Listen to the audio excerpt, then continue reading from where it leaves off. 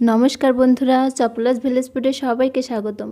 বন্ধুরা ইউটিউবে এটা আমার প্রথম ভিডিও, তাই প্লিজ তোমরা আমাকে সাপোর্ট করো যাতে আমি সামনে এগিয়ে যেতে পারি। ভিডিওটি ভালো লাগলে তোমরা লাইক করো, সাবস্ক্রাইব করো আর অন্যকে শেয়ার করে দিও।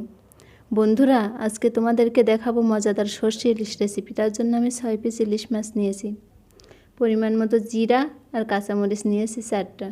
এগুলোকে আমি সুন্দর করে মিহি করে বেটে নেব।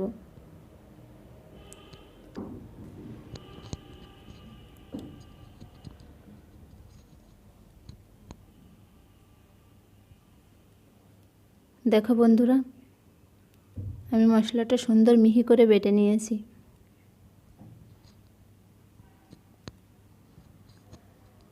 এবার দিয়ে দেব পরিমাণ মতো সরিষা আর 1 টিপ কাঁচা লবণ, যাতে সরিষার তেতো ভাবটা চলে যায়। সরিষাটাও আমি সুন্দর মিহি করে বেটে নেব। মশলা যত মিহি হবে মাছের স্বাদটা ততটাই বেড়ে যাবে। এবার আমি সব মশলাগুলো একসাথে মিশিয়ে নেব। দিয়ে দিচ্ছি 1 চামচ হলুদ আর 1 চামচ লবণ।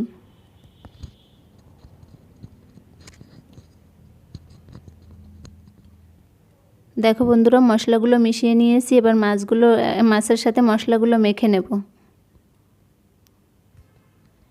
দিয়ে দেব একটু সরিষার তেল।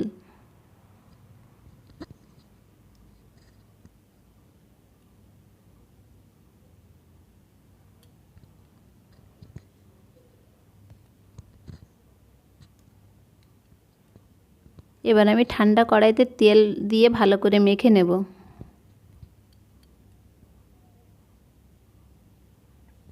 দেখো বন্ধুরা, আমি তেলটা ভালো করে কড়ার গায়ে মাখিয়ে নিলাম।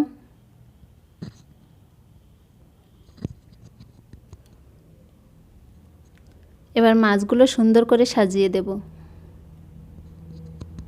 বন্ধুরা এই সরিষা ইলিশের মজাই আলাদা। আমি যতগুলো সরিষা ইলিশ খেয়েছি তার মধ্যে এটাই হচ্ছে বেটার। দেখো বন্ধুরা, আমি মাছের ওপর দিয়ে আরেকটু সরিষার তেল দিয়ে দিলাম। এবার বাটিটা ধুয়ে জলটা মাছের চারিপাশ দিয়ে দিলাম। এবার চুলাটা অন করে দিলাম।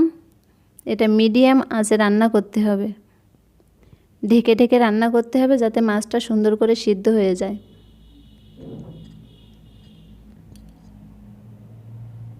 মাছগুলো প্রায় সিদ্ধ হয়ে এসেছে, তাই আমি এক পাশ উল্টে দেব। সুন্দর করে সবগুলো মাছ আমি এভাবে উল্টে দেব।